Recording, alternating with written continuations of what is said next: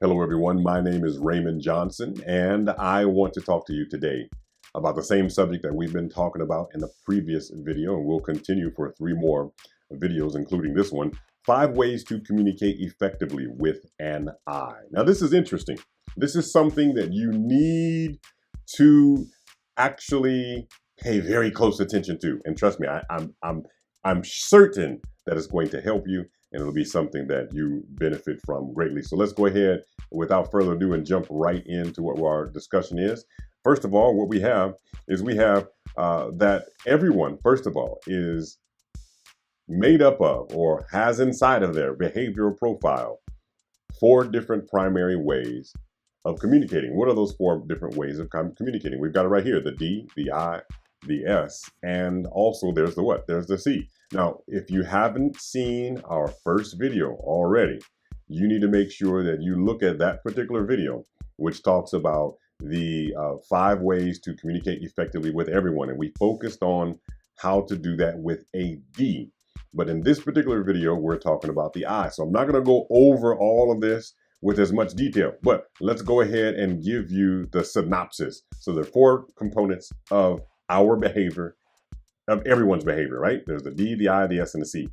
And we used the analogy to show that the D is like a pilot for an airplane, the I is like a flight attendant, the S is like a grounds crew, my secret weapon, and then there is the C, which is the air traffic controller. We all have this inside of us, but we identify with one of these more than others, all right? So we've got that out the way. Let's go ahead and jump in. The I. The I stands for the interactive. This is the part of you that describes your behavior when it comes to how you approach interacting with people and how you display your individual emotions, right? So that's what we're talking about. And we've got a picture of it right here on your profile. You'll see the yellow bar. That's what it looks like. Now, let's get to our first step. What is our first step? Our first step is to make sure that you are nice. Sounds kind of counterintuitive, right? Everybody knows that. Be nice when you communicate. But guess what? This is especially important when it comes to dealing with someone who's an I, right? You need to create and enjoy the atmosphere that is around you. Do not be like Igor. Is that his name on Winnie the Pooh? The little donkey that was just so sad. Somebody please help me out. Put that in the comments. But he was just like, okay. Now, I don't care what you said, he was sad. But guess what? You need to make sure you create and enjoy the atmosphere around you. Make sure that you're happy. Be like Tigger on Winnie the Pooh and just be happy all over the place. Why? Because an I, they get energy from all of that, right? Become approachable. Make sure you're available. Smile a lot. Have open body language. Now, let me go ahead and be transparent with you. This is not my strength. And once upon a time, I used to always have my arms crossed, no matter where I was in public. And then a friend of mine helped me to realize that even though you want to socialize and you're happy, you don't look like it. You communicate quite the opposite.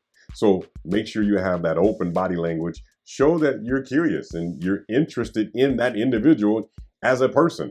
You know, if they say, hey, where you from? And they say, I'm from New York. Don't say, okay.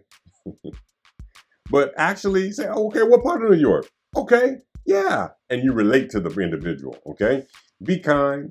Make sure you're clear. Avoid dominance over that individual. Because guess what? They do not like feeling controlled. And then make sure you answer the question, who, whenever you're dealing with an I. Why? Because they're all about relations. Why do we say this? Because remember, the interactive. This is their approach to interacting with people. This is your approach to interacting with people. And for the person who feels this the most, that's what matters to them. So make sure that you're nice. Then we have being positive.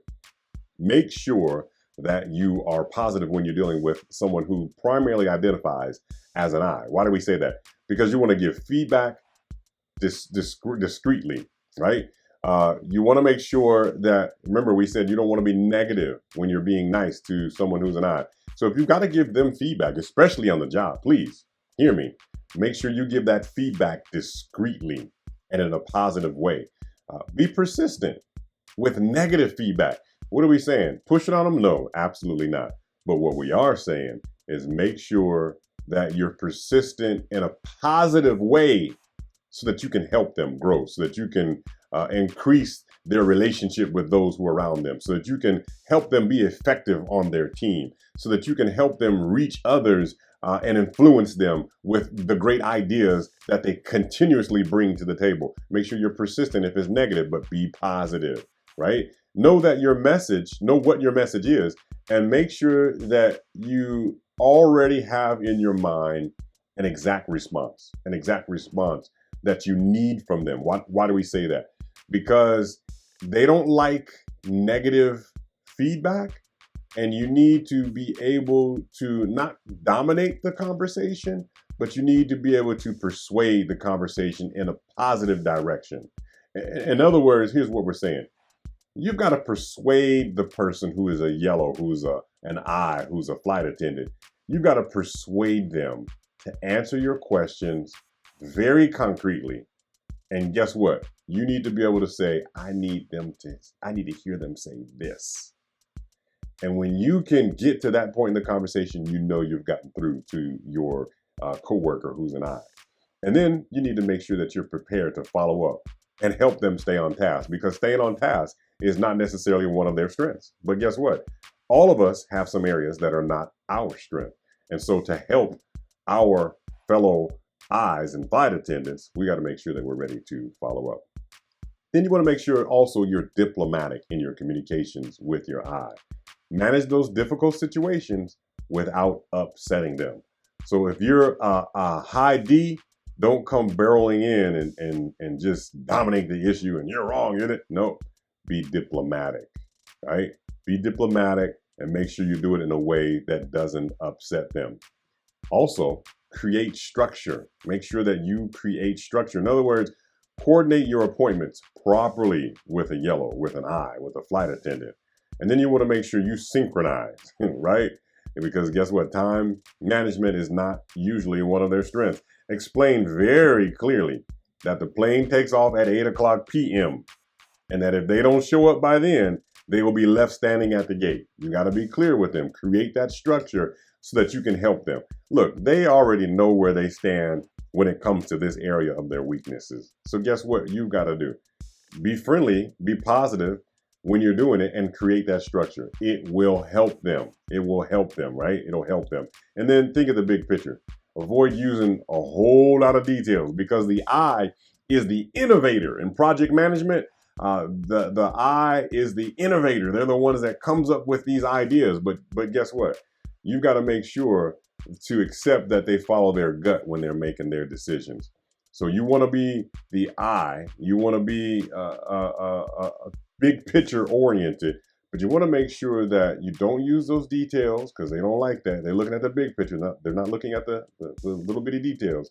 And then when they make their decisions, make sure you realize that they're focusing on the gut decisions, that feeling, that sense that they have. And guess what? They're pretty good at it. They're pretty good at it. And if you can understand that, you can help them. So let's look at our summary. Our summary. Number one, we say, be nice when you're communicating with an I. Make sure that you're positive when communicating with that I. Make sure that you're diplomatic when you're giving them that negative feedback or something that may be uncomfortable. Also, create that structure with them. Make sure you synchronize and communicate clearly, and that you're direct but friendly. And think of the big picture. Please avoid those tiny little details. All right. Now, my name is Raymond Johnson. We have talked about 5 ways to communicate effectively with someone who is an I, who's a yellow, who is a flight attendant. And when you put these things into practice, I guarantee you will be able to get more flies with honey than you can with vinegar. All right. You take care.